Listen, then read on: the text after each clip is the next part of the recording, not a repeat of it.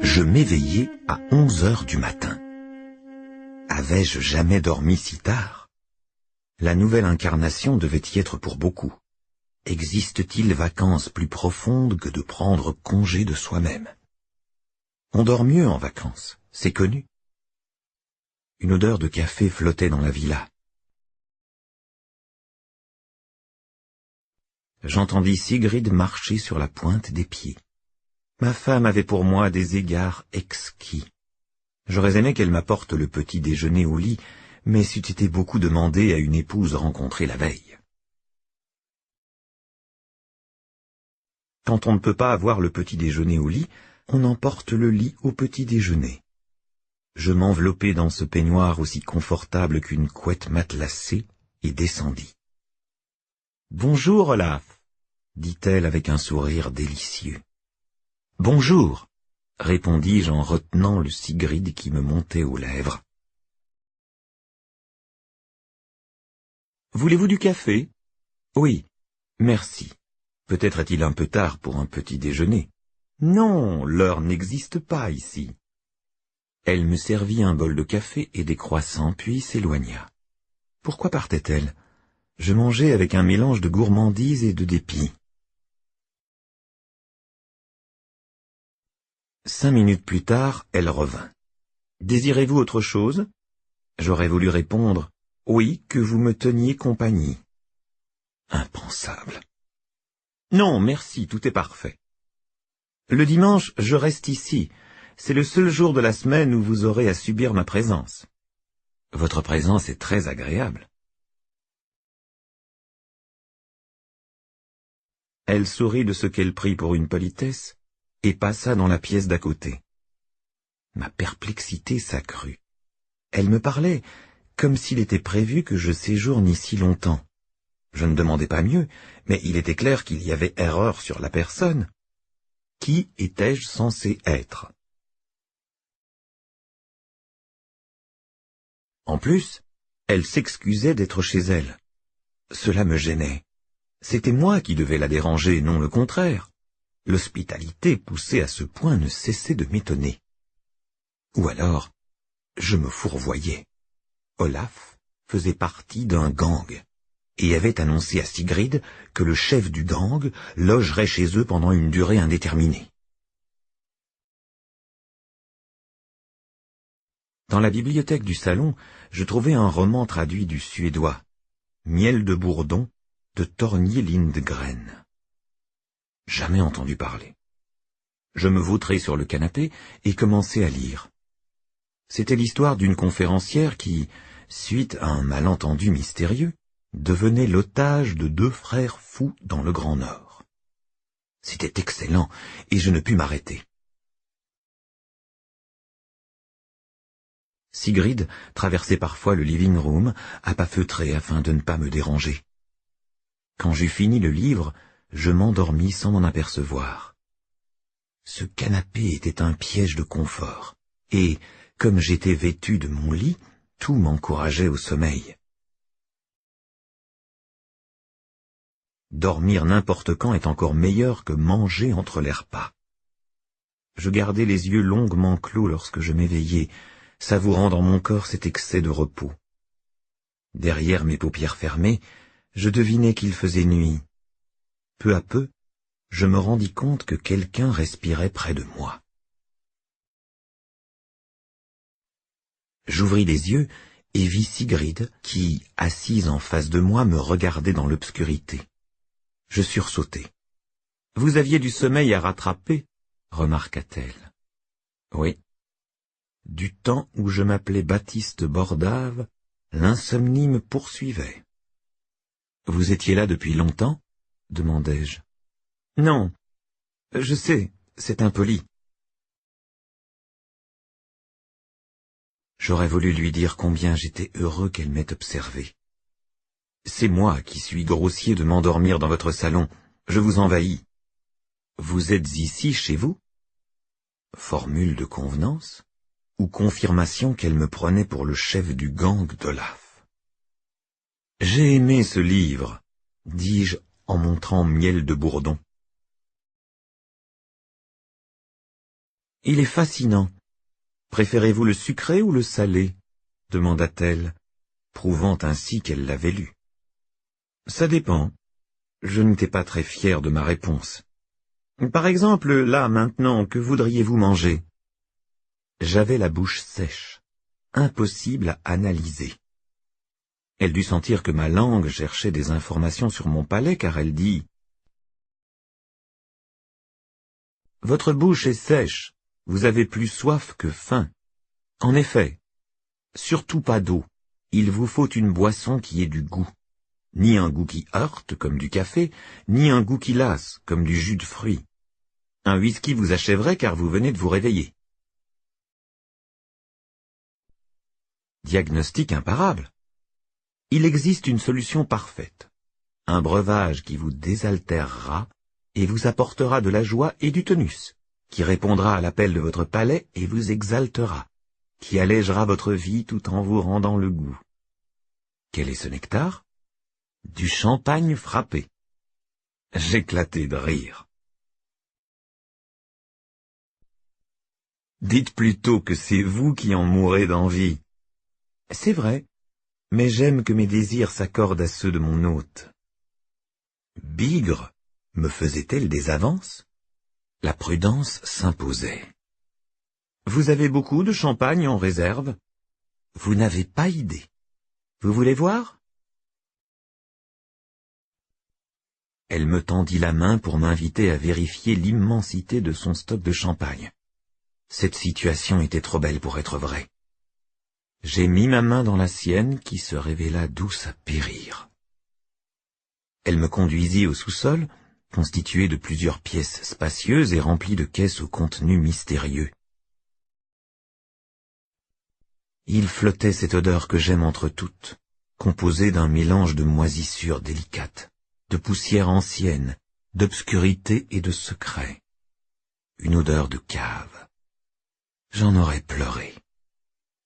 « Ce n'est pas ce qui nous intéresse, » dit Sigrid. « Mais voici la chambre froide. » Il y avait des provisions incroyables, de jambon, de fromage, de légumes, de crème, de sauce. De quoi manger pendant plusieurs mois. « Va-t-il y avoir une guerre ?» demandai-je. « Vous en savez plus que moi là-dessus. Le cellier est par là. Et maintenant, voici le bonheur. » Elle ouvrit une porte. Je vis une piscine de 30 centimètres environ de profondeur, vaste, emplie d'une eau encombrée de glaçons, d'où dépassaient des goulots de bouteilles de champagne à n'en plus finir. On eût cru une inondation datant de l'ère glaciaire, et ayant envahi la tombe de cet empereur chinois qui s'était fait enterrer avec des milliers de statuettes guerrières à l'effigie de son armée. « Je rêve », murmurai-je. Ainsi, à n'importe quel moment de la journée ou de la nuit, il y a du champagne à la température idéale. Combien de bouteilles y a-t-il? Je n'en sais rien. Une machine s'occupe de maintenir un courant et de régénérer l'eau en glaçons. Il ne faut pas que les bouteilles soient trop serrées, afin que les morceaux de glace puissent circuler. Rien que du Veuve Clicquot. C'est mon préféré, mais il y a aussi du Dom Pérignon, le préféré de l'AF. Dans les millésimes, nous avons du Roederer et du Krug. Comment procédez-vous pour les repérer? Malicieuse, elle me mena devant un tableau de bord couvert de boutons et d'étiquettes répertoriant champagne et année. Quand vous pressez le bouton du champagne de votre choix, les bouteilles s'illuminent. Par exemple, Roederer 1982. Elle enfonça la touche. Plusieurs bouteilles apparurent, nimbées d'une lumière vert jade. Si vous poussez toutes les touches à la fois, la piscine devint encore plus féerique, laissant percevoir une surpopulation orangée de Veuve Clicquot, l'éclat bleu pâle du Dom Pérignon, les îlots violets du Krug.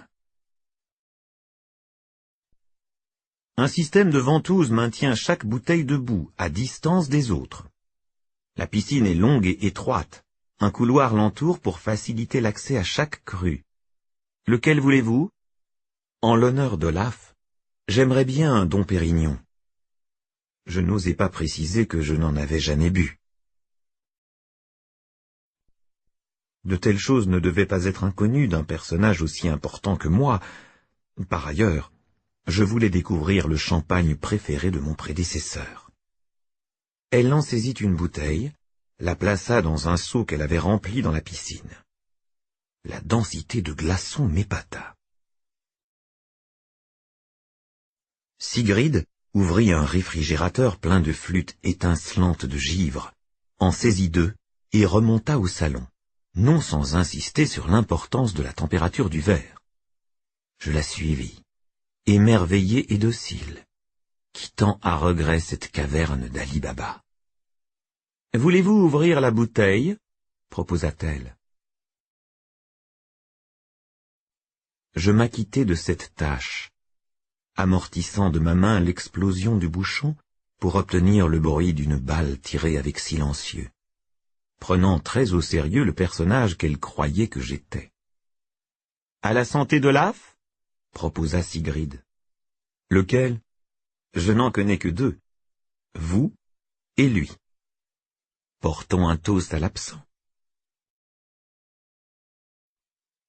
Je lui devais bien ça. Je bus ma première gorgée de Dom Pérignon. Il me parut encore plus vif et subtil que la veuve, mais c'était peut-être parce que j'avais passé une journée autrement agréable que la veille. Je m'appliquai à cacher mon émoi, en homme du monde habitué à ce genre de plaisir. C'est la première fois que je bois du champagne juste au sortir de la sieste, dis-je. C'est comment? Parfait. Vous aviez raison, c'était ce qu'il me fallait. Hier soir vous aviez dîné, ce soir vous êtes à jeun.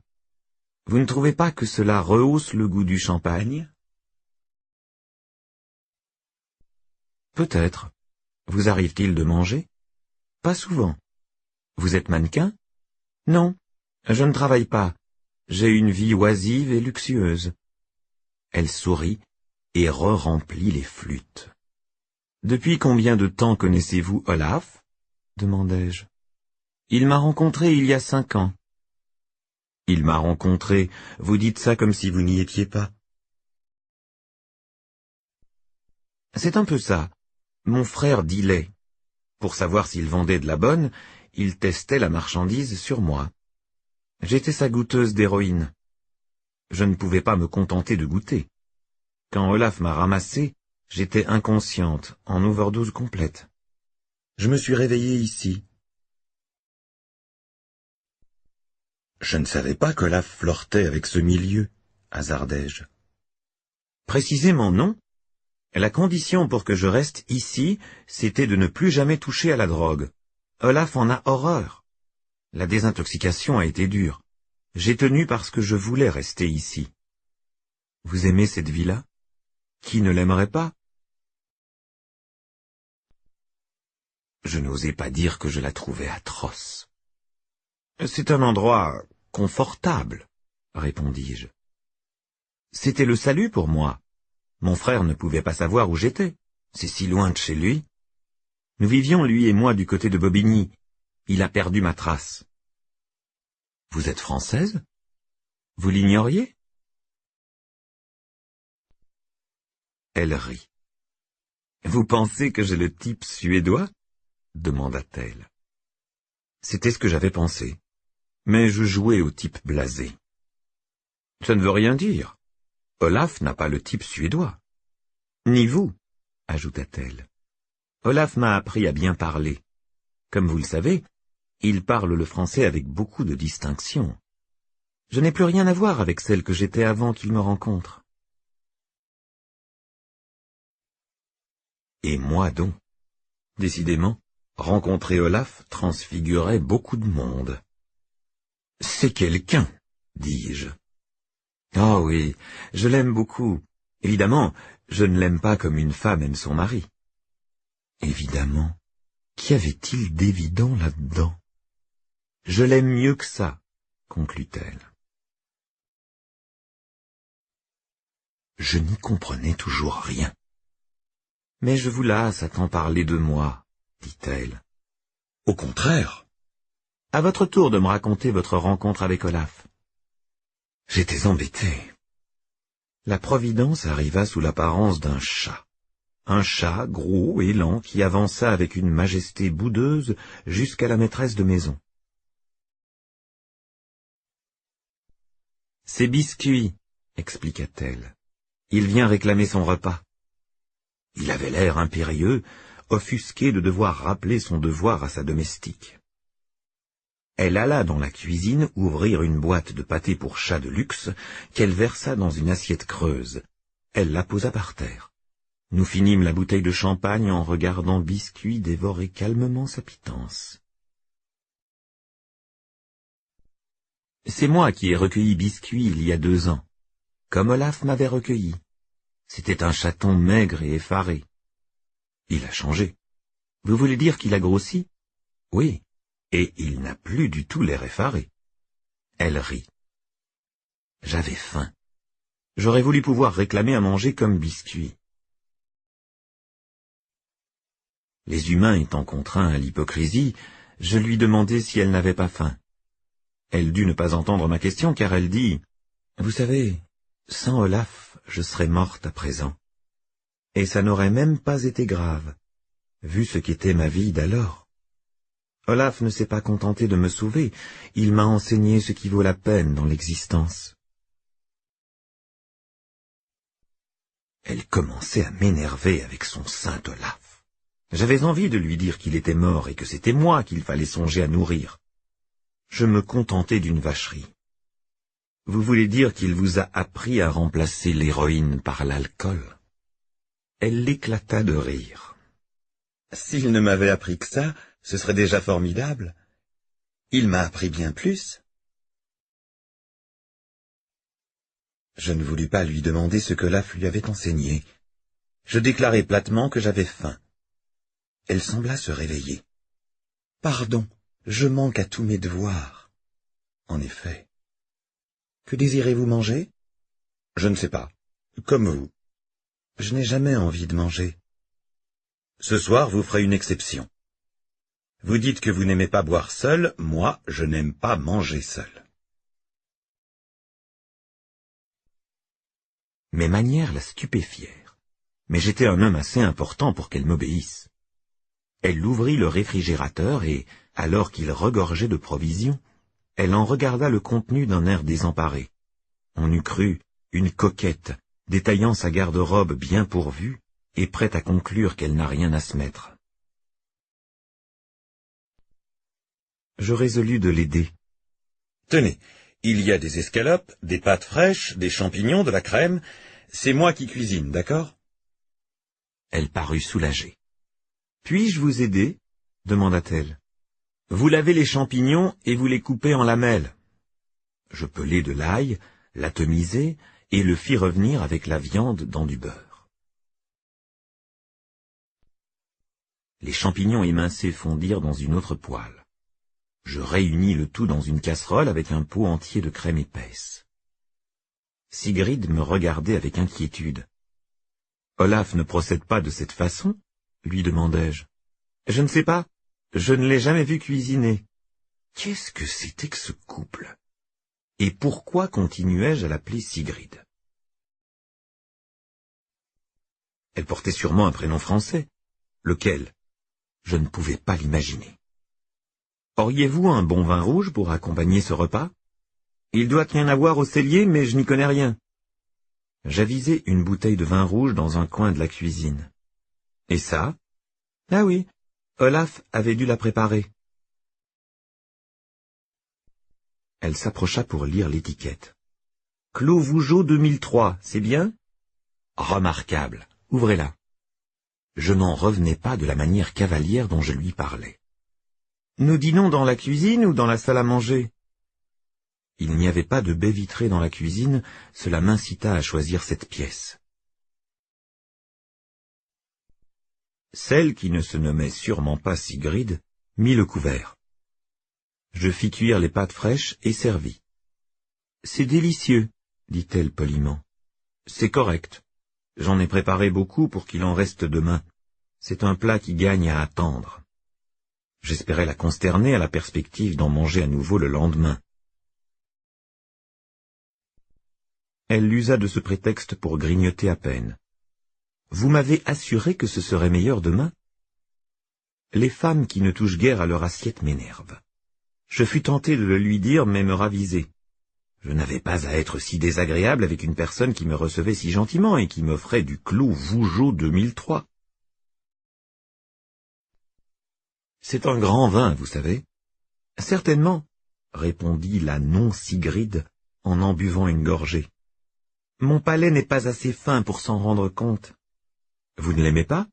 Pas autant que je le voudrais. Je vois. Vous êtes une extrémiste du champagne. Voilà. Je n'osais toujours pas lui demander son prénom.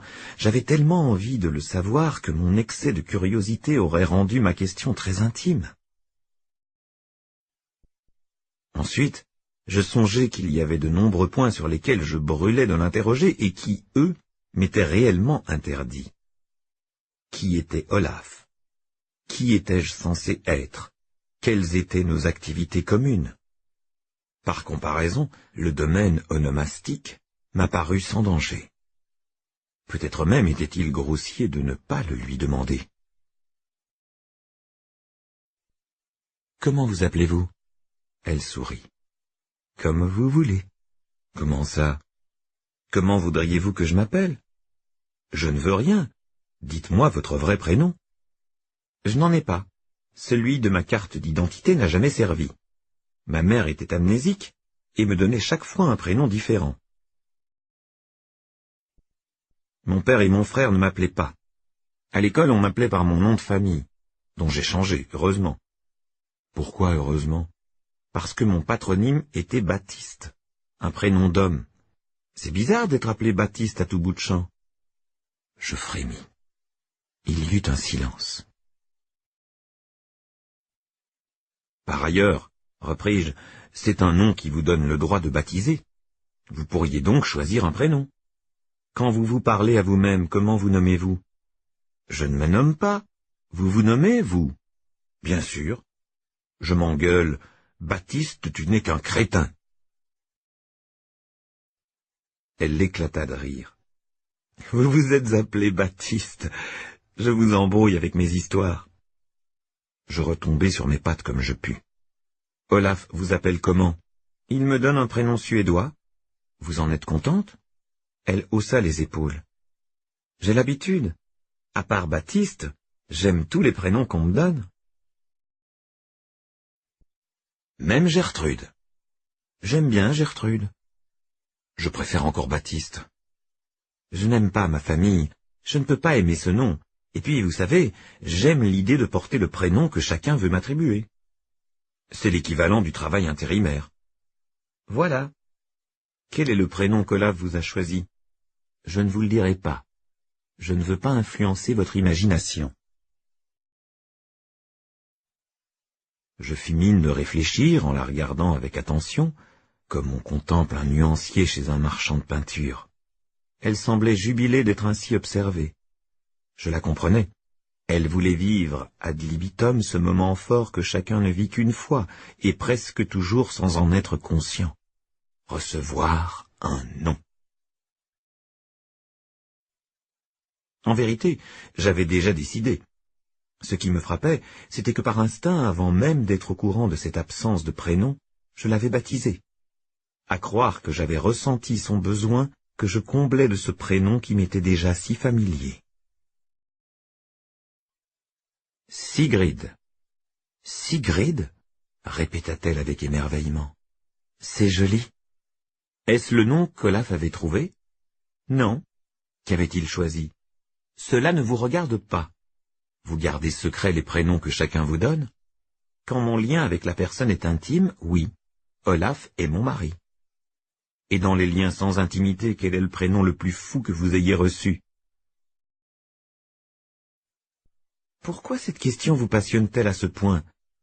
Je ne sais pas, répondis-je, sachant pourtant que c'était dû à mon propre prénom. Elle réfléchit et finit par dire « Sigrid ». Vous trouvez que notre lien n'est pas intime?